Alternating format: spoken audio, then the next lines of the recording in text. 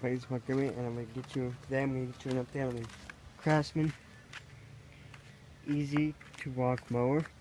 As you can see, I found a bungee.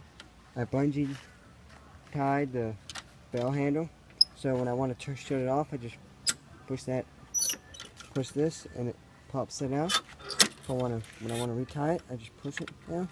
Okay, here's the handle grip. I fixed the carbarator on it. I'll show you that real quick.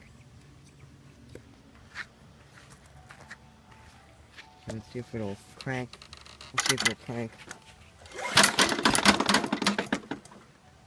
Never.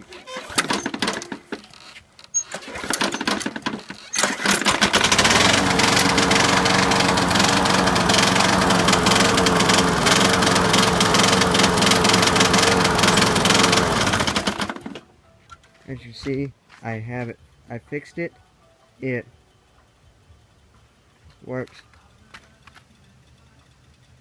much better now, and I can use it now. So anyways, that